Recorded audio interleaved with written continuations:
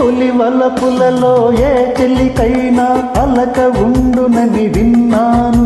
అది కవుల కల్పననుకున్నాను, అది కవుల పైత్యమనుకున్నాను.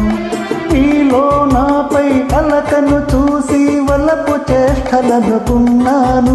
నీ చెలిమి కోరుతూ ఉన్నాను.